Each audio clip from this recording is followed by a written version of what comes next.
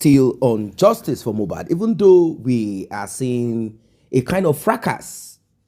And this is bound to happen anyway. It is not something that is unexpected. It is not something that we did not foresee. Well, this is more like a way of purifying justice for Mohbad. On one hand, we have Bukky Jesse and some other people who are rooting for Mohbad's father. They, sometimes ago, at least one or two, they had called out Mohbad's father, and maybe Mohbad's father decided to align with them again, and they decided to forgo, and they canvassed their fans to support Mohbad's father. But ever since Yomi Fabi came on board and he was able to weather the storm, he kept on hammering, he kept on hitting the nail, and somehow it seems attention is kind of reducing in the direction of Mohbad's father. It brought about a lot of discomfort for those who believe that Mohbad's father should be the center of attention. Now, Mohbad's father is feeling like a superstar. I know he sings, and Mohbad brought him to limelight, which he had talked about. He said, there was a time I did a song with my son. He said, no, daddy, you know what? Let's take your voice out of this song and put in your lyrics via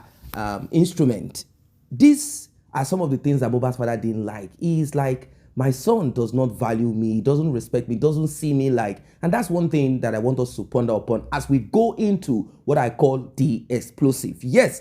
I decided to calm it down because I know that the next that you're about to see and hear, you'll be in a different mood. So somehow, it is important. I know that it's not everyone that is cut out to be rich, but make sure that you have something in your pocket, because this life, it is now shaped in a direction or in the direction of money. If you do not have affluence, if you are not affluent, if you are not in that realm of comfort where you can provide adequately, your children might not respect you. It's quite unfortunate that men are only respected, they're only embraced, they're only wanted for what they can provide. It's more about provision. Mohbad was not proud of his father. Imagine if Mohbad's father is a rich person. Will Mohbad say, no, daddy, I don't want you to feature in my song? It would be like a shame. Mohbad was ashamed of his father. That is what his father made us understand. Like, what is the big deal if your father features in your song? Mohbad said, no, daddy, you know what? Let us remove your voice. Let it be my voice and your lyrics as instrument. Now, these are some of the things that people collated together, and they're like, it seems father and mother, they are not really happy, and they are not ashamed or shy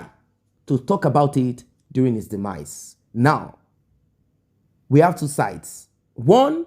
rooting for justice for Mohbad in that way that a lot of people are expecting it, and one, rooting for justice for Mohbad using empathy. This has created chaos. It is so chaotic that Bukky Jesse and some other people, it is a battle to finish. Please like and share. Tap on the subscribe button. Let's get right into it.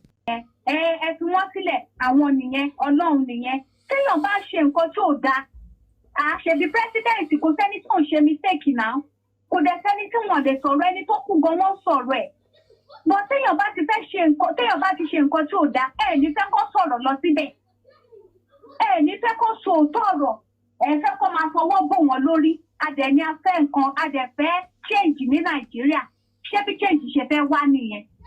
ẹ máa wo tí yín o Ọlọ́run ti ń jà fún yín Ọlọ́run á dẹ̀ máa jà fún yín ipa ayé kò ní mú yín kò ní borí yín kò ní borí àwọn ọmọ yín lágbára Ọlọ́run ṣé ẹ̀yin àti ẹ̀yin ikú ìlú yín ló wà ṣé island ló wà tó fi ń sọ fún yín tó ní ẹ̀ níṣẹ́ lọ́wọ́ orí ẹ̀ bàjẹ́ ni ṣé wọ́n kọ́ lẹ́tà sí ìyá ẹ̀ níbi tó wà ní Manchester pé ń wáṣẹ́ tó ń sọ lánàá wípé ẹ̀ níṣẹ́ lọ́wọ́ ẹ ti gbá gbogbo èèyàn tán òun nìyẹn Ọlọ́run nìyẹn. ẹ ṣé gan, thank you. Deborah kí ló fẹ́ sọ. ẹ jẹ́ kí God protection sọ̀rọ̀ náà ó lóun wà níbi iṣẹ́ ẹ jẹ́ kó sọ̀rọ̀ náà tó bá ti sọ̀rọ̀ náà má pẹ́ níbọ̀ jù ẹ jẹ́ kí n ṣe kó fún fẹ́ ṣe. ẹ ṣé sister Debbie ẹ káàsán everybody ẹ káàsán gbogbo ilé ṣé rí nǹkan tẹ́mi fẹ́ sọ ni pé àwọn tó ń bú Bọ̀dá Láti wọn ò lè tú bàtà ẹsẹ̀ Bọ̀dá Láti torí ọkọ ìyálàyà wọn ni Bọ̀dá Láti jẹ́ ṣe rí eléyìí tó jáde lánàá yẹn bọ̀dá láti ó ní níṣẹ́ alihamdulilayi ṣáà tọrọ jẹ ṣé wọ́n rí yàn ṣé mọ̀ mo máa ń sọ kinní kan ìwọ tó bá fẹ́ búyàn wá kọ́kọ́ gbé mírọ̀ wá wo ra ẹ tó bá ti jí láàárọ̀ kùtùkùtù má make up má ṣe nǹkan kan típíntípín wo ra ẹ nínú jígí ṣé rí iṣẹ́ tíyàn bá ń ṣe ń gbà míì ìyẹn máa ń jọ iṣẹ́ yẹn o ṣẹ́gẹ̀t tíyàn bá ń ṣiṣẹ́ ń gbà míì ìyẹn máa ń jọ iṣẹ́ yẹn ṣé ìwọ tó yẹ pé òun fọ òkú adé UK fọ̀kú nígbà téèyàn ní sàtífíkẹ́ẹ̀tì ní Nàìjíríà tàdé gbédè ìlú òyìnbó tó jẹ́ òkú la lọ fi ń fọ̀ nígbà tá a wá jí láàárọ̀ kùtùkùtù àwa àti òkú yẹn ó jọra bíi mo máa ń wò bí eléyìí gbà mí tí mo sọ pé iṣẹ́ ibi iṣẹ́ gangan this is the definition of àṣìṣe ní mọ́ṣúárì kọ́mọ́ tí mo yan lè máa ṣiṣẹ́ ní mọ́ṣúárì kó rí bọ̀dá láti kó máa bù nígbà tí bọ̀dá láti ò ṣiṣẹ́ mọ́ṣúárì kí ni nǹkan tẹ̀yìn expect bọ̀dá láti ẹ̀yìn má tiẹ̀ wulẹ̀ dá wọn lóhùn ẹ wo òjògà ní yáǹtì tiẹ̀ ṣé orí ìwọ mọ̀ pé Libya lórí gbé ẹ lọ ọmọ pé mo kọ́ mo táìpù sí ìbàlẹ̀ kan mo ní ìwọ tó fẹ́ lọ sí Italy ṣé o ti lọ béèrè lọ́wọ́ orí torí orí ẹkúnkúlú yẹn ó mọ̀ bóyá from Nigeria from Libya to Nigeria pé kó o lọ ṣoríire ni ó wá fẹ́ gba ibi àgbámrèrè ibi tó mi á ti wọ́ ẹ lọ àwọn ẹni ẹlẹ́ni dẹ̀ láwọn ò lè dáwó fún ẹ kó mi gbé ẹ lọ ọwọ́ lọ bá àwọn tẹ́ pé tí wọ́n ti jóná àwọn tẹ́ pé nígbà tó bá máa mú mi yó tí ẹ máa ju olúwẹ̀rí mọ̀ gbòjò lọ ṣoget wọ́n wá sọ fún ẹ pé kì í ṣe bẹ́ẹ̀ tẹ́bí kì í ṣe onìkan ni wọ́n á ní ọmọ omi ìgbà ẹ̀ náà wọ́n á ní ọmọ omi ni wọ́n á ní ọmọ omi ni wọ́n lọ́jọ́ kó mi wọ́ lọ wọ́n á tẹ́bí kì í ṣe onìkan ló gba orí omi ìgbà ẹ̀ gangan ni wọ́n wá dá àkọ́bí mọ̀ mí wọ̀tá ṣèbí wọ́n ti ń bá ẹ sọ́ba ẹ tí ẹ sì di máa lọ ikú tó fẹ́ pa ẹ olókọ́kọ́ yí fìlà lórí ẹ tí ò tí ì dá ẹ lóhùn yẹn wàá dánmọ́ omi òjijì wọ́n bá wọ́n rí bọ́dá láti má dá anybody lóhùn ṣẹ́dẹ̀ ní ti pé justice lórí ọ̀rọ̀ GoFundMe bọ́dá láti kì í ṣe GoFundMe ló ń dùn wọ́n àṣírí ìkọ̀kọ̀ tẹ́ bá lọ gbá nǹkan tí àǹtí gàjí ìyá òkú tó ń sọ wúmọ̀ yẹn jọ òkú kí ló dé kókó máa wọra ẹ̀ kó tó di pé wàá bú àwọn èèyàn mọ́ mí ẹjọ́ òkú ò kí ló ṣe yín gan ẹyọ tó kú jọra ṣé rí àǹtí tó jọ òkú lórí platform yẹn àǹtí tó ń fọ òkú táwọn kan ti wá mú kọ́ lọ òkú yẹn ṣé rí àǹtí yẹn ti kọ́kọ́ sọ̀rọ̀ ńgbà yẹn tán ní bàbá àti Wùmí pé wọ́n nídìí láti arrest wọn ẹ mọ̀ pé ara ẹ̀ ò balẹ̀ ẹ mọ̀ pé ara Gàjí ò balẹ̀ àǹtí ṣé èèyàn ti fẹ́ wọ́n ti kọ́ àbí. ó wà níbí báyìí. sọ̀rọ̀ yín lọ. máa sọ̀rọ̀ ẹ lọ. ok voice note yẹn wà bẹ́ẹ̀ ṣé rí lórí ọ̀rọ̀ voice note yẹn ṣé rí bàbá jẹ́ kí n sọ kankan fún yín. máa gbọ́ òun nù. ẹ pé Wùmí àti bàbá Mohbad kí ló pa Mohbad àwọn méjèèjì máa ń pa ẹ̀ a máa competition wọ́n máa arrest bàbá wọ́n máa arrest Wùmí ẹgbà bí ṣe sọ fún yín. àbí wẹ̀yìn ní Débọ́lá ṣé ń gbọ́ mi Débọ́lá sorry not you. ẹ bá wa pé bàbá kí ló mọ̀ pa òun àti Wùmí kí ló mọ̀ pa ikú ọmọ ẹ̀. máa sọ̀rọ̀ ẹ lọ ó yá máa sọ̀rọ̀ ẹ lọ òun nìyẹn máa play ẹ̀ báyìí tán. ṣé bọ́dà láti ṣe rí ara owó tán fún àǹtí Gàjí ọkọ òkú ara owó tán fún wọn òun náà lọ fi ṣẹyìn ṣe get wọn ò ní ṣe wọn láàbò bó ṣe wà yẹn inú bí wọn burúkú bọ̀dá láti àwa dá bọ̀dá láti pé wọ́n ga burúkú ẹ̀gbọ́n kan tí àǹtí yín sọ ni ó ní láti gé ẹ̀wọ̀ ọwọ́ rẹ̀ gé ẹ̀wọ̀ ká ayé mi ọlọ́run ó dùn pé kì í ṣe platform ni màá ti fẹ̀ rí sí ó ní gé ẹ̀wọ̀ ọwọ́ rẹ̀ ó ní kẹ́ ẹ̀wọ̀ ẹ̀rí bẹ́ẹ̀ ṣe dúró tó yìí ẹ̀ mọ̀ pé bẹ́ẹ̀ ṣe wà yìí bí ẹni pé kẹ́ máa gbá wọn lẹ́pọ̀n kẹ́ máa ṣe gbogbo ẹ̀ fún wọn ni irọ́ ló pa ó ti jọ òkú bọ̀dá láti ò lè do ẹ kó òbò ẹ lọ sí ibi tó òbò ẹ wáyé wá dó ó pẹ̀lú àti ẹ̀rí ẹ ṣó get so bọ̀dá láti ẹ jọ ọ̀rẹ́ yín gan ó ti sú ọ̀rẹ́ yín torí ó jọ òkú sẹ́ ọlọ́run mi ṣeré. àṣẹ ló ń do àṣẹ lórúkọ ẹni tó ń do Manchester àṣẹ. ọlọ́run bọ̀dá láti bọ̀dá àṣẹ yẹn gan ò lè enjoy ẹ̀ bọ̀dá àṣẹ yẹn ò lè enjoy kankan kò lè enjoy irú wọn yẹn ló yẹ pé tó bá ń dún àwọn mọ̀mọ́ tó ti ń dàgbà wọn yẹn tó máa pariwo oh my god wọ́n máa pariwo oh my god ṣáwọn lágọ́ bá yín ni àbíbọ̀dá láti lóní kẹ́ ẹ má ràn kán lé ẹ̀yin olórí burúkú tẹ́wẹ́ ẹ ti fàárọ̀ yín ẹ ti fi ṣe giveaway fáwọn ọkùnrin ẹ ti ṣe olóṣó ẹ̀yin olóṣó àgbà ẹ̀yin lẹ́yìn ẹ̀ṣẹ̀ wà ń bú àwọn èèyàn lórí TikTok orí ti yí orí yí ẹ lọ wá nǹkan ṣe kan ẹ gbádùn mọ́ àǹtí oh my god ẹ ti jọ òkú tẹ́ bá ti jí ẹ ṣáàwó mírọ̀ ẹ rí i pé blogger gan ò fi ti yín mọ́mì ẹ padà sí Nàìjíríà ẹ tó ẹrúgan tó ń lọ Nàìjíríà ilé bàbá yín ti ń bà yín lẹ́rù wọ́n máa pa ṣíọ̀ sí orí yín tí ò pé yẹn wọ́n máa pa dáadáa sí i lára ṣé rí nípa ọ̀rọ̀ GoFundMe pé torí kò sówó nínú GoFundMe òun ni wọ́n fi ń bínú irọ́ ni is a capital lie kò ń ṣọ̀rọ̀ owó GoFundMe ló jẹ́ kó ń bínú ẹbọ lẹ́rù àṣírí ti fẹ́ tú wọ́n dẹ̀ mọ̀ pé iṣẹ́ tí Yomi ń ṣe yẹn orí pílátífọ̀mù bọ̀dálà tí bílíọ̀nìà wà ń bẹ̀ wọ́n máa raise owó ni ṣé kí jòsí má ṣẹ̀wọ̀n náà lẹ́yìn lọ́wọ́ sínú kínní wọ́n máa raise owó tí wàá fi ti gbogbo àwọn tó pa Mohbad sínú ẹ̀wọ̀n jagajogo a máa raise owó ń bí wọ́n máa fi tì wọ́n mọ́ ẹ̀wọ̀n ni wọ́n máa fi tì wọ́n mọ́ ẹ̀wọ̀n ni nǹkan tó ń dùn wọ́n nìyẹn ṣé a sọ pé bàbá ò mọ̀ọ́re ni bàbá mọ̀ọ́re bọ̀ ẹ mọ̀ pé tí onírọ̀ ayé tó bá wọ́n ní ilẹ̀ mọ́ bá òkété ṣé kìí ṣe gbàǹkan lókù tó kété fẹ́ máa lò ní gbàǹkan lókù tí òkété á máa lò gbàǹkan ṣẹ́gẹ̀t gbàǹkan ni bàbá ń lò the time that you are shouting I did not complain please allow me to use 5 minutes so gbàǹkan ni bàbá ń lò gbàǹkan so ẹ̀yin ẹ fi àárín yẹn lẹ̀ bọ́dá láti Ọlọ́run ti wà pẹ̀lú yín kò sí nǹkan kan mímí kankan ò lè níyín ẹni tó bá fẹ́ kú ni kó tètè lọ ṣèwé bó ṣe kọ wíìlì sílẹ̀ fọmọ 1 years old ẹni tó bá fẹ́ kú ni kó lọ ṣèwé ẹ̀wẹ̀ jẹ́ kí n dúró bínú ire. ní fírèmù lórúkọ Jésù ẹ ò ní rí kú ọmọ ẹ ò dẹ̀ ní gbogbo ìgbà tó bá wù kẹ́ ẹ lò láyé ẹ ò ní lo ògo àwọn ọmọ yín ẹ ò ní lò mọ́ ògo lórúkọ Jésù ṣé wá rí gbogbo yín pátápátá tẹ́ ti ń ṣépè tẹ́ ti ń gègún tẹ́ ti ń ṣépè tẹ́ ń gbé àwọn ọmọ ṣépè tẹ́ ń gbé ara yín ṣépè láì ṣàwá lórí pláfọ́ọ̀mù yín tẹ́ ń gbé gbogbo èèyàn lórí pláfọ́ọ̀mù yín tẹ́ ń gbé ṣépè láti more than 2 or 3 months gbogbo yín pátápátá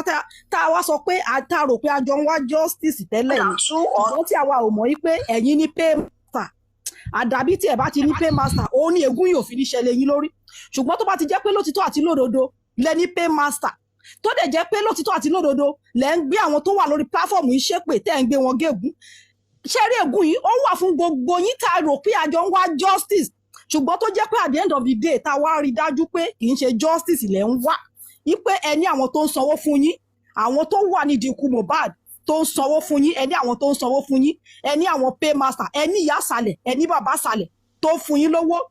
tó bá jẹ́ pé kò rí bẹ́ẹ̀ òun lè gún òfin ní ṣẹlẹ̀ yín lórí ṣùgbọ́n tó bá rí bẹ́ẹ̀ ṣẹ́rí gbogbo ègún yìí ó máa jẹ́ ti yín gbogbo yín pátápátá tẹ́ ẹ ti ń gégún gbogbo yín pátápátá tẹ́ ẹ ti ń ṣègbè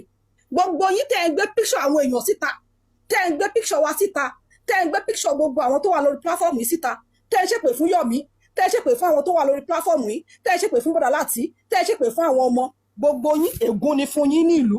ègún ni fún yín ní oko ègún ni fún agbọ̀n yín àti ọpọ́n ìpò àkàrà yín ègún ni fún ọmọ inú yín àti èso ilẹ̀ yín ìbísí màálù yín àti ọmọ àgùntàn yín àní gbogbo yín pátápátá sẹ̀ tẹ́ ẹ ti ń gbé wa ṣépè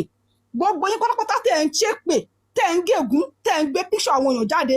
ẹ̀yin tẹ́ ní ègún yìí òun lẹ ẹ̀yin tó jẹ́ pé a jọ ń ṣe justice tẹ́lẹ̀ tá a rò pé justice la jọ ń ṣe tẹ́lẹ̀ ṣùgbọ́n tá a mọ̀ pé kì í ṣe justice lẹ ń wá ẹ̀yin lẹ́ni ègún o ẹ̀yin lẹ́ni ègún àti èpè lórí yín ó máa jà lórí yín ó máa jà lórí àwọn ọmọ yín àdàbí tó bá ti jẹ́ pé justice ilẹ̀ ń wá lótìtọ́ àti lódodo àdàbí tó bá ti jẹ́ pé ẹ̀ ní pay master àdàbí tó bá ti jẹ́ pé ẹ̀ ní bàbá sàlẹ̀ àti ìyá sàlẹ̀ tó ń sanwó fún yín àdàbí tí ẹ̀ bá ti gba millions lórí ọ̀rọ̀ ikú Mohbad yìí àdàbí tí ẹ̀ bá ti ní àwọn tó wá sanwó fún yín tó pa yín lẹ́nu mọ́ pé báyìí ni kẹ́ ẹ ṣe ṣe àdàbí tí ẹ̀ bá ti ní àwọn tó instruct yín pẹ̀lú gbogbo ọ̀rọ̀ tẹ́ ẹ̀ ń jáde wá sọ pẹ̀lú gbogbo bẹ́ẹ̀ ṣe sọ pé ẹ fẹ́ já platform yìí bọ́ gbogbo yín pátápátá tí ò kọ ẹyọ kan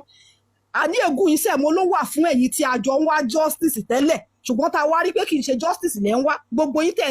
ń ṣépè gbogbo yín tẹ̀ ń gbé Yomi ṣépè gbogbo yín tẹ̀ ń gbé wa ṣépè gbogbo yín tẹ̀ ń gbé àwọn picture àwọn ọmọ ṣépè tẹ̀ ń gbé wọn gégún nítorí pé a dúró fún justice lótìtọ́ àti lódodo ẹ̀yin lẹ ní ègún yìí sẹ̀ ègún ni fún yín nígbà tí ẹ̀yin bá wọlé ègún sì ni fún yín nígbà tí ẹ̀yin bá jáde Olúwa yóò sì rán ègún ìdààmú àti ìbáwí sórí yín nínú gbogbo ohun tí ẹ̀yin bá fi ọwọ́ yín lé ní ṣíṣe títí ẹ̀yin ò fi run àti títí ẹ̀yin ò fi ṣègbé ní kọ́kọ́ nítorí búburú iṣẹ́ yín nípa èyí tí ẹ̀yin fi ń gbowó ẹ̀yìn nípa èyí tí ẹ̀yin fi ń gbowó àbẹ̀tẹ́lẹ̀ láti pé kí Mohbad má rí ìdájọ́ òdodo Olúwa yóò sì mú àjàkálẹ̀ àrùn lọ mọ́ yín títí òun ò fi run yín kúrò lórí ilẹ̀ náà níbi tí ẹ̀yin lọ láti gbà àní gbogbo yín pátápátá tá a jẹ́ ń wá justice tẹ́lẹ̀ gbogbo yín pátápátá tá a rò pé justice là ń wá tẹ́lẹ̀ ṣùgbọ́n tá a wá rí dájú báyìí pé kì í ṣe justice lẹ́ ń wá tá a rí dájú wípé ẹni bàbá ìsàlẹ̀ àti ìyá ìsàlẹ̀ tó ń fún yín ní millions láti pé ká má bàa rí justice nítorí pé wọ́n lọ́wọ́ níkú tó pa Mohbad àti ẹni tá a rò pé ó dúró tẹ́lẹ̀ tá a rò pé ó ń wá ìdájọ́ òdodo ṣùgbọ́n at the end of the day tá a rí pé tá a wá rí pé kì í ṣe ìdájọ́ òdodo ló ń wá àní gbogbo yín sẹ̀ tẹ́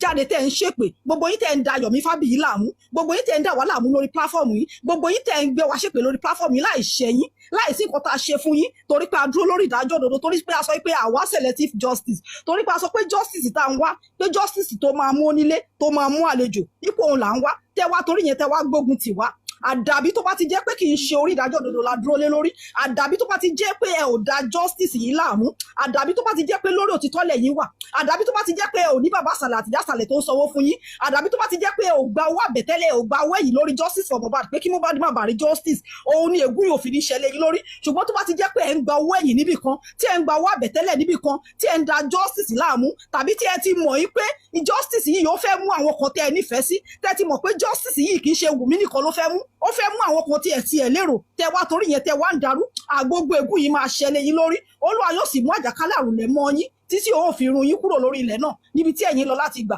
Olúwa yóò sì fi àrùn ìgbẹ́ kọlù yín, àti ibà àti ìgbóná àti ìjónílá àti idà àti ìrẹ̀dànù àti ìmúwódù, wọn ó sì lépa yín títí ẹ̀yin ò fi run. Ọrùn yín tí ń bẹ lórí yín yóò jẹ idẹ, ilẹ̀ tí ń bẹ nísàlẹ̀ yín yóò sì jẹ erin. Àní gbogbo yín tá rò pé à ń wá justice tẹ́lẹ̀, ṣùgbọ́n tá a wá rí dájú pé kì í ṣe justice lẹ̀ ń wá, tẹ́ wá ń ṣépè, tẹ́ ń gbé Yomi Fabiyi ṣépè, tẹ́ ń gbé wa ṣépè, tẹ́ ń ṣépè fún QH radio nítorí pé ó sọ òtítọ́, tẹ́ ń ṣépè fún wa lórí platform, tẹ́ ń ṣépè fún àwọn ọmọ, tẹ́ ń gbé àwọn ọmọ gégùn, tẹ́ ń gbé àwọn ọmọ ṣépè torí pé a dúró lórí ìdájọ́ òdodo, tẹ́ ẹ̀ dẹ̀ ní paymaster, tẹ́ ẹ̀ ní bàbá ìsàlẹ̀, tẹ́ ẹ̀ ní ìyá ìsàlẹ̀ tó ń sanwó fún yín nítorí pé ká má bàa rí ìdájọ́ òdodo, tẹ́ ẹ rí pé ìdájọ́ tá à ń wá, tẹ́ ẹ rí pé ó fẹ́ mú àwọn kan nínú yín, tẹ́ ẹ rí pé ó fẹ́ mú àwọn kan tẹ́ ẹ dúró tì, tẹ́ ẹ wá torí yẹn tẹ́ ẹ ń dà láàmú. Olúwa yóò sọ ọjọ́ yín di ẹ̀tù, Olúwa yóò sì rọ òjò ilẹ̀, Olúwa yóò sọ òjò ilẹ̀ yín di ẹ̀tù àti èkúrú, láti ọ̀run ni yóò ti máa sọ̀kalẹ̀ sí yín títí ẹ̀yin ò fi run. Olúwa yóò sì mú yín di ẹni ìkọlù níwájú àwọn ọ̀tá yín, ẹ̀yin ò jáde tọ̀ wọ́n lọ lé ọ̀nà kan, wọ́n ó sì sá níwájú yín, ẹ̀yin ó jáde tọ̀ wọ́n lọ lé ọ̀nà kan, ìwọ ó sì sá níwájú wọn lé ọ̀nà méje, a ó sì ṣí yín kiri gbogbo ìjọba ayé. Òkú yín yóò jẹ oúnjẹ fún gbogbo ẹyẹ ojú ọ̀run àti fún ẹranko ayé, kò sì sí ẹni tí yóò lé wọn kúrò. Olúwa yóò sì fi owó Íjíbítì lù yín, àti ìyọ̀dí àti èkuru àti èyí ara, èyí tí a kì yóò lè wòsàn. Olúwa yóò sì fi ìsínwú kọlù yín. Àní gbogbo yín pátápátá tá a rò pé a jọ ń wá justice tẹ́lẹ̀ ni, ṣùgbọ́n tá a wá rí pé kì í ṣe justice lẹ́ ń wá, tẹ́ ẹ ní bàbá ìsàlẹ̀ àti ìyá ìsàlẹ̀ tó ń sanwó fún yín, tẹ́ ẹ ń gba mílíọ̀nù lórí ikú Mohbad, tẹ́ ẹ ní ìyá ìsàlẹ̀ àti bàbá ìsàlẹ̀ tó ń sanwó fún yín, wípé kẹ́ fi da justice láàmú, wípé kẹ́ fi da justice ìrú, ká má bàa rí ìdájọ́ òdodo. Gbogbo yín tẹ́ ẹ ti rí ìdí ikú tó pa Mohbad, gbogbo yín tẹ́ ẹ ti mọ ibi tí ìdájọ́ òdodo ń lọ, gbogbo yín tẹ́ ẹ ti mọ àwọn tó nípa ní ikú Mohbad, tẹ́ ẹ ti mọ̀ yín pé kì í ṣe Wùmí nìkan, tó jẹ́ pé Wùmí nìkan lẹ̀yin fẹ́ ní, Wùmí nìkan lẹ̀yin fẹ́ kí wọ́n kàn máa gbélébù. Ṣùgbọ́n nígbà tẹ́yin wá rí ìdí òtítọ́, tẹ́ wá rí pé kì í ṣe Wùmí nìkan ló lọ́wọ́ sí ikú Mohbad, tẹ́ rí pé kì í ṣe Wùmí nìkan, tẹ́ wá torí yẹn tẹ́ wá ń da justice yẹn láàmú. Àníṣe tẹ́ tún wá ń gbé wa ṣépè, tẹ́ ń gbé wa gégùn, ègún ni fún yín. Olúwa yóò fi ìsínwí kọlù yín àti ìfọ́jú àti ìpáyà. Ìwọ ó sì máa fi ọwọ́ talẹ̀ lé, ẹ̀yin ó sì máa fi ọwọ́ talẹ̀ lé ọ̀sán gangan bí afọ́jú ti ń fi ọwọ́ talẹ̀ nínú òkùnkùn. Ẹ̀yin kì yóò sì rí rere nínú ọ̀nà yín, ẹni nílára ṣá àti ẹni kíkọ̀lé ọjọ́ gbogbo ni ẹ̀yin yóò jẹ́, kí ó sì sí ẹni tí yóò gbà yín.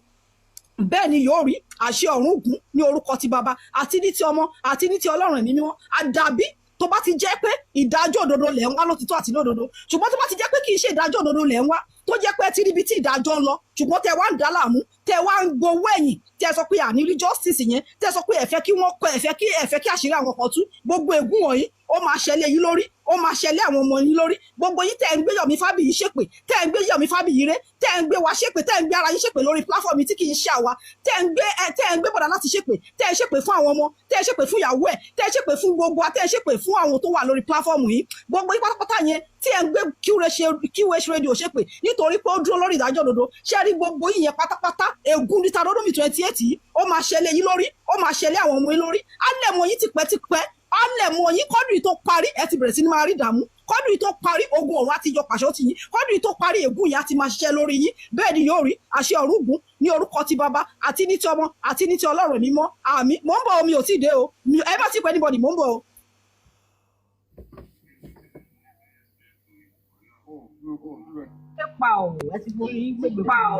King, ẹ má bínú, ó kù díẹ̀. King, ẹ jọ̀ọ́, ẹ jẹ́ kán ṣe tán ná,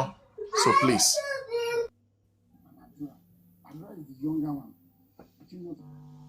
Then everybody, ẹ jọ̀ọ́, ẹ jẹ́ ká máa power tap, ẹ jẹ́ ká power. Psalm 109 òun la máa kà fún yín. Ogun ọ̀run tún máa fi yín ré lẹ́yìn níta lórí 28 yẹn. Ogun ọ̀run á tún gbé yín ré nínú Psalm 109. Gbogbo yín pátápátá tẹ́ ẹ ti rí ibi tí ìdájọ́ òdodo ń lọ. Gbogbo yín pátápátá tẹ́ ẹ ti rí pé kì í ṣe Wùmí nìkan ni ìdájọ́ yẹn fẹ́ mú. Tẹ́ wá sọ pé tẹ́ wá dá voice tẹ́ wá sọ pé kẹ́ máa dàrú. Gbogbo yín pátápátá tẹ́ ẹ ti rí pé àwọn tẹ́ ẹ fẹ̀yìntì. Gbogbo yín pátápátá tẹ́ ẹ ti rí pé ẹni tẹ́ ẹ fẹ̀yìntì tẹ́ ẹ ti rí pé àwọn tẹ́ ẹ fẹ̀yìntì pé àwọn náà wà involve lórí ikú tó pa lórí tẹ́ ẹ ti rí pé àwọn náà wà involve tẹ́ ẹ ti rí pé àwọn náà wà involve lórí ikú tó pa Mohbad. Ṣùgbọ́n tẹ́ wá torí yẹn tẹ́ wá fẹ́ da justice yẹn láàmú. Tẹ́ wá wò pé kàkà kéku má jẹ sèse ẹ fi ṣàwàdànù ni. Wọ́n sọ̀rọ̀ CCTV camera ẹ block ẹ̀. Wọ́n sọ̀rọ̀ 3-second video ẹni kò sí kankan níbẹ̀. Wọ́n sọ̀rọ̀ Zomo ẹ bẹ́ jáde bí èkúté ẹlẹ́ sùn ẹlẹ́ wo lórí Zomo kí ló ṣẹlẹ̀ kí ló wà ń bẹ̀. Gbogbo yín tẹ́ ń da justice yẹn láàmú. Gbogbo yín tẹ́ ní bàbá ìsàlẹ̀. Gbogbo yín ṣe nǹkan tó fẹ́ ṣe náà. Gbogbo yín tẹ́ ní bàbá ìsàlẹ̀. Gbogbo yín tẹ́ ní ìyá ìsàlẹ̀ tó ń sanwó fún yín lórí justice. Àdàbí tẹ́ bá ti lẹ́ni tó ń sanwó fún yín lórí justice nìkan ló kù. Àdàbí tẹ́ bá ti lẹ́ni tó ń fún yín ní àbẹ̀tẹ́lẹ̀. Àdàbí tẹ́ bá ti ní ẹni tó ń fún yín lówó ẹ̀yìn lórí justice nìkan ló kù. Ṣùgbọ́n tí ẹ bá ní àwọn ìyá àti bàbá tó ń fún yín ní owó ẹ̀yìn lórí justice fún Mohbad ipe kí Mohbad má bàa rí ìdájọ́ òdodo tẹ́ wá ń da justice yìí láàmú. Àdàbí tẹ́ bá ti rí ibi tí ó ti tán lọ. Ṣùgbọ́n tẹ́ bá ti rí ibi tí ó ti tán lọ tẹ́ ti rí pé kì í ṣe Wùmí nìkan ni wọ́n fẹ́ kó máa gbélébù pé àwọn kan wà nínú yín tó fẹ́ kó máa gbélébù tẹ́ wá ń da justice yìí láàmú tẹ́ wá ń gbé àwọn èèyàn rẹ̀ gbogbo àwọn tó dúró lòtítọ́ tẹ́ ń gbé wọn rẹ̀ tẹ́ ń gbé wọn ṣépè ègúyà àti èpè yóò máa jẹ́ ti yín nítorí tí ẹnu àwọn ènìyàn búburú àti ẹnu àwọn ẹlẹ́tàn yà sílẹ̀ sí wa. Wọ́n ti fi ahọ́n èké sọ̀rọ̀ sí wa. Wọ́n sì fi ọ̀rọ̀ ìríra yí wa káàkiri. Wọ́n sì ń bá wa jà ní àìnídìí nípò ìfẹ́ wa. Wọ́n ń ṣe ọ̀tá wa ṣùgbọ́n àwa ń gba àdúrà. Wọ́n sì fi ibi san ire fún wa àti fún ire àti fún ìra fún ìfẹ́ wa. Yan ènìyàn búburú tì wọ́n jẹ́ kí olùfisùn kí ó dúró lé ọwọ́ ọ̀tún wọn nígbà tí a ó ṣe ìdájọ́ wọn kí a dá wọn lẹ́bi kí àdúrà wọn kí ó di ẹ̀ṣẹ̀ kí ọjọ́ wọn kí ó kúrú kí ẹlòmíràn kí ó rọ́pò iṣẹ́ wọn kí àwọn ọmọ wọn kí ó di aláìní baba kí aya wọn kí ó di opó jẹ́ kí àwọn ọmọ wọn kí ó di alárìnkiri tí ń ṣagbe kí wọn kí ó máa tọrọ oúnjẹ jìnnà sí ibi ahoro wọn jẹ́ kí alọ́nilọ́wọ́gbà kí ó mú ohun gbogbo tí wọ́n ní kí àlejò kí ó kó èrè iṣẹ́ wọn lọ kí ẹnikẹ́ni kí ó máa wá láti ṣàánú fún wọn má sì ṣe jẹ́ kí ẹnikẹ́ni kí ó sí láti ṣe ojú rere fún àwọn ọmọ wọn aláìní baba kí akí àti ọmọdé wọn kúrò àti ní ìran tí ń bọ̀ kí orúkọ wọn kí ó parẹ́ kí a máa rántí ẹ̀ṣẹ̀ àwọn bàbá wọn àti ẹ̀ṣẹ̀ àwọn ìyá wọn lọ́dọ̀ Olúwa má sì ṣe jẹ́ kí àánú má sì ṣe jẹ́ kí àánú ẹ̀ṣẹ̀ ìyá wọn tàbí ti bàbá wọn nù kúrò jẹ́ kí wọn kí ó wà níwájú Olúwa nígbà gbogbo kí ó lè ké ìrántí wọn kúrò lórí ilẹ̀ nítorí tí kò rántí láti ṣàánú ṣùgbọ́n ó ṣe nínúbíni sí àwọn ẹni tí ó dúró lórí ìdájọ́ òdodo fún Mohbad kí ó pa oníròbìnújẹ́ ọkàn bí wọ́n ti fẹ́ ègún nì bẹ́ẹ̀ ni kí ó dé sí wọn bí inú wọn kò ṣe dùn sí ire bẹ́ẹ̀ ni kí ó jìnnà sí wọn bí ó ti fi ègún wọ ara wọn lé aṣọ bí ẹ̀wù wọn bẹ́ẹ̀ ni kí ó wá sí inú wọn bí omi àti bí òróró sínú egungun wọn jẹ́ kí ó rí fún wọn bí aṣọ tí ó bò wọn lára àti fún àmùrè tí wọ́n fi gbàjá nígbà gbogbo èyí lè èrè àwọn tí ń ṣe nínú bíni tí àwa tí a dúró fún ìdájọ́ òdodo lórí Mohbad láti ọwọ́ Olúwa wá àti tí àwọn tí ń sọ̀rọ̀ ibi sí ọkàn wa bẹ́ẹ̀ ni yóò rí aṣọ ọ̀run gùn ní orúkọ ti bàbá àti ní ti ọmọ àti ní ti Ọlọ́run mi mímọ́ àmín àmín àmín lórúkọ Jésù. Àdàbí tó bá ti jẹ́ pé orí òtítọ́ lẹ dúró sí ṣùgbọ́n tó bá ti jẹ́ pé kì í ṣe orí òtítọ́ lẹ dúró sí gbogbo ègún wọ̀nyí ó máa ṣẹlẹ̀ yín lórí tọmọtọmọ ni. ọ̀rẹ́ ó ti tó lọ́mú mi. àmín fún wọn. ìjà mi ìfẹ́ bàbá ní issue. mo understand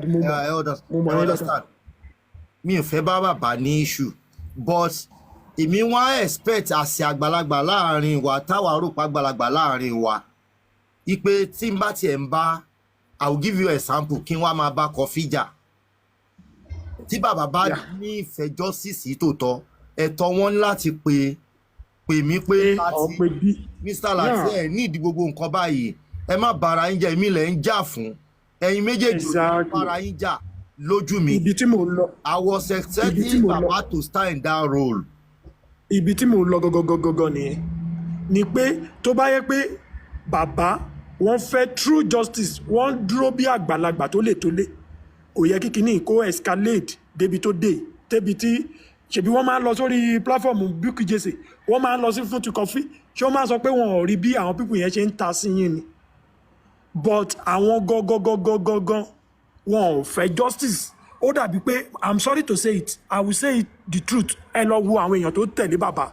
as at 2 weeks ago ẹ lọ wo àwọn èèyàn tó wà lẹ́yìn bàbá ń sìn bí almost 80% they withdrawn from baba side ó dàbí pé bíi pé kéèyàn ti mọ òótọ́ ọ̀rọ̀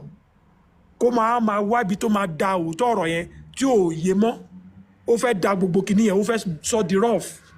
because máa yí mi lè parọ́ fún yín I'm sorry to I will say my wọ́n níbi ó lọ́jọ́ kan tí mo wá fún yín bíi pé bọ̀dá láti ẹ̀dẹ̀ mọ̀ òótọ́ ọ̀rọ̀ o but ó yé mi tèmi yé mi ẹ̀ fẹ́ káwọn èèyàn sọ̀rọ̀ pé mo dẹ̀ understand o pé wẹ́ mi ò ní sọ̀rọ̀ reason why tí mo fi sọ bẹ́ẹ̀ ni pé ẹ̀ kì í gba àwọn anybody láyè kan ta sí bàbá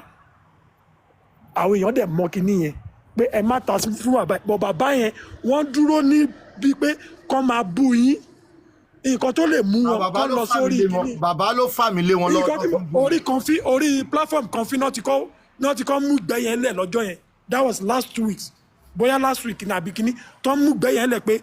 kan fi ṣe wọ́n gbé kinní kan igi ewédú fún ẹ ṣé o lè sọ bẹ̀ sí so bàbá bí bàbá ṣe ń ṣe pé kíkọ́ dàrú ẹ̀yin dẹ̀ ń dúró pé ẹ fẹ́ kí justice yìí dàrú níbi tó dé ń sìn tó bá réyàn kan tó sọ pé kẹ́ má fún Bukky Jesse lésì ẹjọ́ bọ̀dá láti ẹni yẹn èmi gan mo máa bọ́ sókè bí máa bẹ́ẹ̀ ni ẹja bí pé kẹ́ni yẹn kú Mr. Easy bíi ti Bukky Jesse kọ́ odò tó bá tójú kẹ́ni yẹn kú ni kò lè gbé èèyàn lọ láíláí. Secondly ibi tí Genesis kìíní ti bẹ̀rẹ̀ ni pé ṣé mọ̀ pé nígbà yẹn Bukky Jesse bọ́ta ó ṣépè fún Mr. Miyiwa fún gbogbo wọn pé wọ́n forúkọ òun sí GoFundMe pé òun mọ bówó ṣe lọ bọ̀ kò ju ọjọ́ mẹ́ta Bukky Jesse padà wá ó change ẹnu ọwọ́ kan wọ́ nígbà tó sọ pé táwọn èèyàn sọ pé wọ́n ní láti àkáǹtì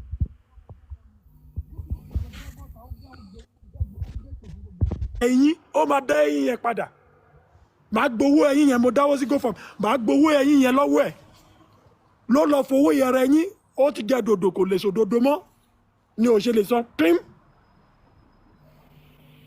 so àwọn pípù yìí wọ́n mọ nǹkan tó ń sọ wọ́n mọ nǹkan tó ń ṣe but láti ó ti wà lórí orí ìlà more than 10 years ṣé ẹ mọ̀ pé Bukky Jesse ò ra ẹ̀yìn náà ẹ̀ ṣe béèrè pé kí ló dé kí ló jẹ́ pé ìgbà kí náà pé justice for Mohbad ló lọ ra ẹ̀yìn ṣé àmọye tó ń tẹ ẹ̀yìn ní London bí táwa ní ẹ̀yìn yẹn sẹ́ ó máa dẹ́ ẹ̀yìn yẹn padà tó bá jẹ́ owó ẹ̀yìn yẹn nìkan la máa gbà padà ní owó púpọ̀ a máa gba owó ẹ̀yìn yẹn padà lọ́wọ́ ẹ̀ because o lè máa fẹ́ yín owó wa tó máa fi bú wa online àwa la dáwó fún ẹ tó fi ra ẹ̀yìn owó GoFundMe percentage tiẹ̀ ló fi rà ó dẹ̀ máa dá padà. ẹ ṣe gan Easy. gbogbo wọn ẹ jẹ́ kí n ṣì dúró bẹ́ẹ̀. ẹ ṣe. Mr. Láti ẹ ká san o. Acupuncture. Mr. Láti olórí ẹbí number 1. ẹ kú gbádùn mo kí ẹ̀yin panelists mo dẹ̀ kí everybody ṣe mọ̀ pé tẹ́ bá wo towards late last year mo sọ̀rọ̀ mo ní ó bá dé stage kan ó máa kún bàbá nìkan and then tẹ́ bá wo ọ̀rọ̀ tí Wùnmí sọ pé tóun bá sọ pé kóun sọ̀rọ̀ wọ́n á stone bàbá pa ṣe mọ̀ pé there is sense in nonsense but tẹ́yìn wọ́n máa sọ pé ṣé bàbá ṣe kí ni bàbá ṣe àti ní ògọ ẹni àwọn tì ní ògbọ́n ṣé wọ́n fóúnjẹ sí mú ni tí ò bá jẹ́ pé nǹkan wà there is something hidden that they don't want to even tell you say out they are just playing akipanki wọ́n kàn play game within their self ni okay this is how you are going to put it tíjọ bàbá bá rí pé ọkùnrin ń lọ sí gini okay now Yomi is a external body to work okay let me try káàkiri wo bi tó ọ̀rọ̀ ń lọ let's do this let's do that ẹgbẹgba this you are doing the justice ni some people are doing this some people are doing that tí bàbá bá sọ ẹ máa wọ ohun ẹnu bàbá gan òkun tó bá sọ ilé ilé ní ọlá sọ míì so ó wá sọ di fracas detains if not that I'm telling you sir ẹ máa rí i pé ìdáhùn mi àbí bàbá ọkọ máa lọ sẹ́wọ̀n at the end of the day ó bá jẹ́ pé àwọn méjì náà ló máa lọ sẹ́wọ̀n máa lọ ìgbà tó bá máa rí ìdájọ́ bíkọ́ kí ni ọjọ́ kan máa jọ́ kan tó jẹ́ pé irin máa kọrin ọkàn wa tẹ̀ at the end of the day ok ìgbà yẹn tó bá fa gbùrùgbùrù àfagbó tí tọwọ́ pálábá Wùnmí bá ṣe igi á darúkọ bàbá ṣe bẹ́ẹ̀ ni lẹ́sọ̀ pé ká ṣe báyìí níbi báyìí kí ló dé because tẹ́ ẹ bá wo kankan sà tẹ́ ẹ bá wo agreement wọn nípa statement tí VDM kà pé bàbá sọ pé gbàtàn gbéyàn lọ báyìí èmi tí ọmọ mi kú tí n bá mọ̀ pé lóòótọ́ mi mọ̀ ń kọ nípa ikú ọmọ yẹn kú mo tó ń ta mí lára like mad I want to know the reason why ẹ wá ń take one with levity ẹ lè sọ pé kán ti ìyàwó mọ́lé kán ti anybody mọ́lé kán ṣe kínní ẹni pa sọ fọlọ́pàá ṣe kínní kẹ́ ẹ máa pariwo lóru ọ̀gànjọ́ nínú mọ́tò kí gbogbo èèyàn máa gbọ́ ẹ wá ń sọ ẹ bàbá ẹ má wọrí a máa fún yín lówó ojú tí ò rọ lárí ẹ máa fún yín lówó at the end of the day bàbá gbowó àwọn ń push in public like as if they are doing it okun díẹ̀ lókun á kún bàbá nìkan I am telling you this máa tiẹ̀ lẹ́yìn máa gbé ẹ̀ńjà ojú ọlọ́run ló máa pọ́n ẹni tó ní problem ló máa face problem ẹ̀ díẹ̀ lókun kí n báyìí lókun bàbá nìkan ló máa kún because on this platform most time I remember one certain time dábàá fẹ́ sọ̀rọ̀ nípa bàbá ń bí ẹ̀yin lẹ́ máa sọ pé why will you say this why will you say that why will you say this máa gbọ́ lórí ẹbí ẹni tó sunkún rí ìnà ẹ bá sọ̀rọ̀ sí bàbá o mo ṣe wà lórí ẹ o. ẹni tó sunkún ríran so but bàbá yẹn bàbá àti ṣé bàbá wa sọ pé àwọn ò mọ̀ pé wọ́n ti ń sọ̀rọ̀ sí yín yìí pé àwọn ò gbọ́ ṣé wọn ò gbọ́ wọ́n ti ń sọ̀rọ̀ sí yín tó ń sọ̀rọ̀ sí yín. bàbá gan ló jẹ́ kó máa ló fà mí lé búlì. So now àwọn tó gbọ́ ìsìn wọn lè tó bá jẹ́ pé wọ́n fẹ́ ṣe bí nǹkan ṣe dára kọ́ dáadáa people have said ṣé kò yẹ kó sọ pé okay Bukky this others ẹ jẹ́ ká settle matter let's face like this but because bàbá ò lè sòótọ́ wọ́n ti jẹ́ dodo wọn ò lè sọ dodo I am telling you this ó máa ń dàbí ó máa ń rí bí òdodo ó máa ń rí bí ìsọkúsọ ni I am telling you this if Wunmi should come out today and say this is what happened in that day period before that Mohbad death wàláì ẹ máa arrest bàbá ẹ máa gbé bàbá yẹn ṣépè. That is the reason tó jẹ́ pé ó fi ní that bold confidence say the truth will not come out. Wọ́n dẹ̀ mọ̀ pé tọwọ́ bá ba àdúrà tó fi ń project tọwọ́ bá ba àdúrà tó bá mu àdúrà sọ̀rọ̀ tàdúrà bá dẹ̀ sọ̀rọ̀ àtàbá Wùnmí àtàbá bàbá dàbí kó bá dẹ̀ gbé bóyá àdúrà ọmọ ń pa bàbá náà àtàbá Wùnmí. kò lè sí nǹkan tó fẹ́ ta mọ́ bàbá kò sí nǹkan tó fẹ́ ta mọ́ bàbá. kò lè sí nǹkan tó fẹ́ ta mọ́ bàbá. kò sí. pẹ̀lú ìjọ dáńsẹ̀ yìí kẹlẹ́ dáńsẹ̀ yìí but ẹ máa wá rí i pé ọ̀rọ̀ tí Wùnmí sọ lọ́jọ́ ìdájọ́ pé ìsọkúsọ ọ̀rọ̀ ni pé tóun bá sọ pé kóun sọ̀rọ̀ ẹ máa fẹ́ we will stone baba to death ọ̀rọ̀ ẹ máa wá jáde ọ̀rọ̀ yẹn ọ̀rọ̀ ńlá ni but ẹ̀yin ọ̀ká kún you don't count it to be something else you don't count it to be something important but I'm telling you today say that man himself tó bá fẹ́ justice for me tí ò bá mọ̀ nípa ikú tó pọ̀ mọ́ ẹ̀ he knows what to do your own is to stand neutral kókò dúró neutral pé ẹjọ́ o ìjà yìí o nǹkan tó bá wọn kọ sí ẹ má ṣe o ẹjọ́ what I need is justice ẹjọ́ public ẹ jẹ́ ká sọ̀rọ̀ báyìí já ṣe báyìí not by taking side you go to this platform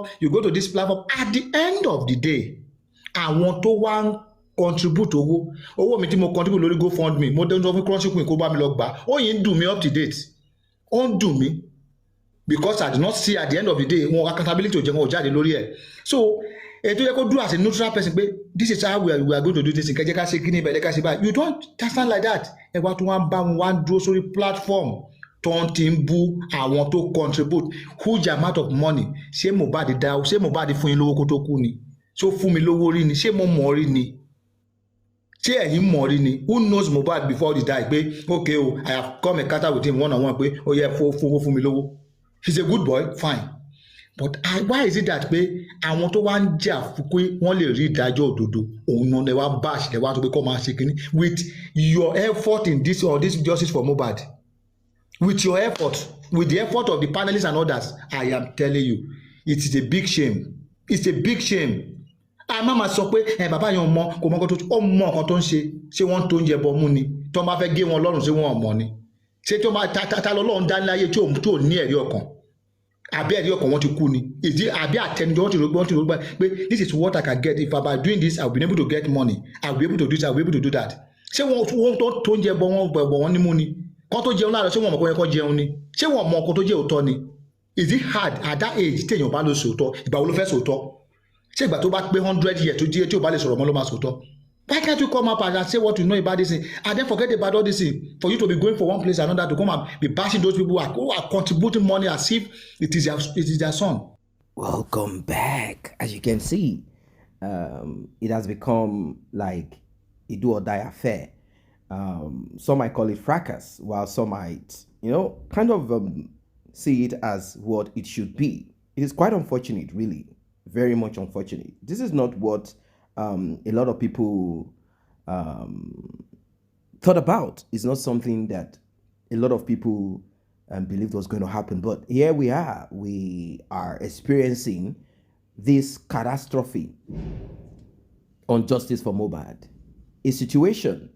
that a lot of people have looked at and they are wondering to what end. What is going to become of Justice for Mohbad? Is it going to be this fracas, fight, back and forth? What exactly are we dealing with here? What exactly are we, where are we heading to on this journey of Justice for Mohbad? These are the questions that a lot of people, they started asking themselves, like, to what end? What next? People are even saying that they want their money back and that Mohbad's father, he is a traitor, and that he had defrauded members of the public, and that when stuff like this begin to happen, you should know that Mohbad's father, unfortunately, I have to be sincere, he has become unpopular, and it seems he has fallen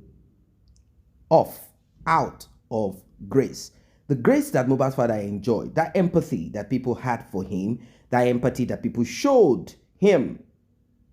is no longer there. People are now kind of like wondering what is happening. Like, what is the next thing? What are we going to do next? What are we going to do next? Are we going to sit back and chill and pretend like I know people are not happy. That's just the truth. And people are not happy. They really did not see, they really didn't see Justice for Mohbad heading in this direction. But it is what it is. And there's nothing anyone can do about it. It is just, it is quite disheartening. It's quite disheartening. And the reason behind all of this is just the lack of cooperation. Everyone is like, we have answers to all of the questions, and we are the ones that should be at the forefront of it. We are the ones that should have answers. Nobody else. It's a competition anyway, and very unhealthy at that. And I, for one, I believe strongly if care is not taken, this whole Justice for Mohbad will end up in a place where many of us, majority of us, are not wishing for. I don't know what your thoughts are. Drop your comments. See you guys in the next update.